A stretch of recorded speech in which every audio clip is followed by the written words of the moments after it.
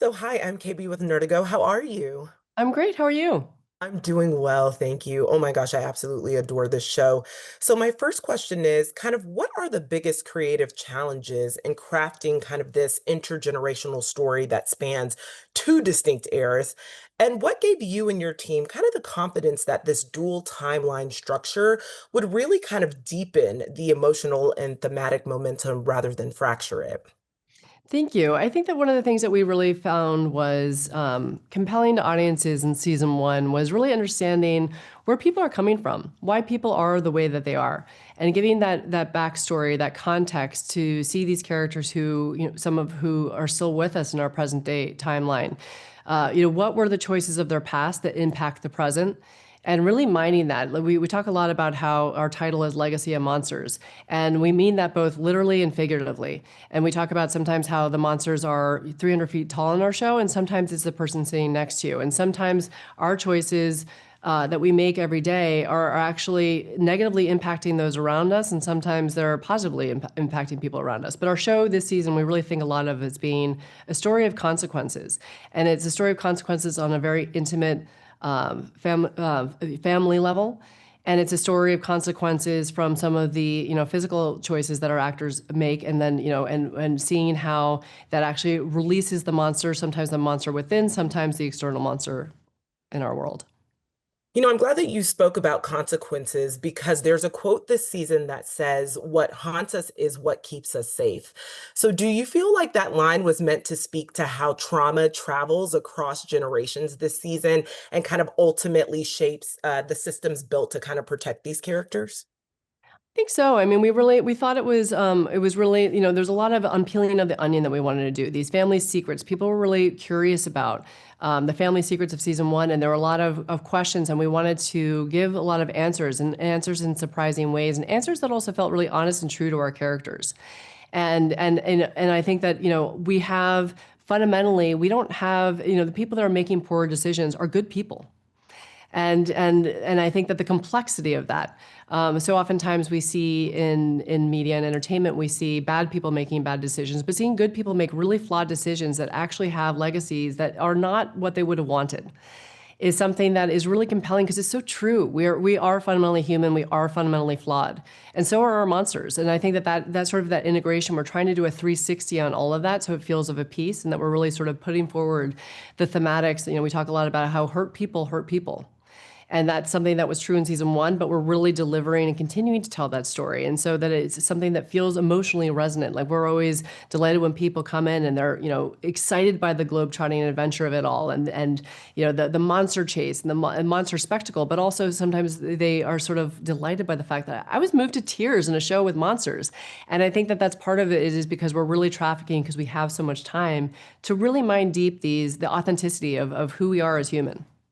Well, I will say that this season is exceptional, the performances, but also the writing. And I think that you're right. It really speaks to the humanity, which is really kind of the heart of the show. Even though we have kind of these big bad titans around, it is absolutely incredible. So just thank you so much for taking the time to chat with Nerdigo. Really appreciate it and can't wait for audiences to see season two. Thank you so much. We really appreciate it. So, hi, I am KB with Nerdigo. How are you? I'm good. I like your backdrop there. Thank you. Thank you. I absolutely am loving this season. And this season, we really get to see kind of the origins of Monarch, even get to see Bill kind of get his first office. But this early version of Monarch kind of feels fragile and almost scrappy in some ways. So, how aware do you think Bill is that the institution that he's helping build will kind of one day become something bureaucratic and morally ambiguous? Yeah, I think it obviously comes from a singular passion of wanting to know the truth, having a curious mind, looking for answers out there. And once they discover monsters in season one, like the cat's out of the bag, right? What else is out there? If this is possible, what else is possible?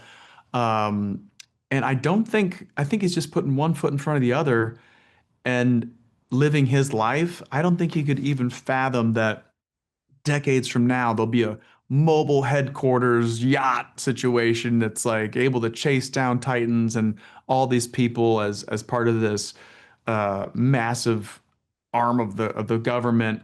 put in charge of controlling Titans across the planet. But I do think that his passion was so great that all those things could be they do stand on his shoulders, right? It does come from a place of genuine curiosity. And now it's kind of like they're no longer curious. Now they're kind of policing it. And that's, I think, the as far as the moral ambiguity, I think that's the shift.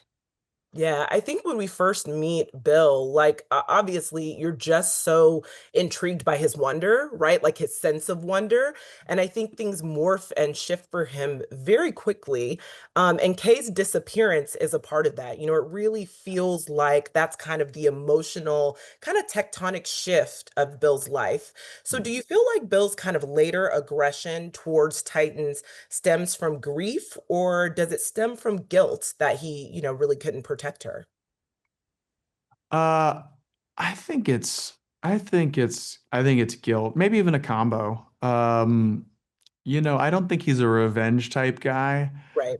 I think that he's far more too sensitive for that kind of action. I think that he was a hopeful person whose hope was shattered when the things that he was chasing essentially destroyed the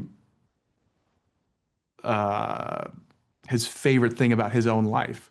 And I think that he feels like he caused that by being too flippant about their relationship, by putting his passion, his career, whatever we want to call it, maybe ahead of the relationship from time to time, and not recognizing what he had with Keiko. I love that answer. Well, listen, I think that Bill's legacy and his journey this season is just really so interesting to see, particularly when it comes to his relationship with his son. Mhm. And so I honestly cannot wait for audiences to see season two. And just thank you so much for taking the time to chat with Nerdigo. Really appreciate it. Thank you.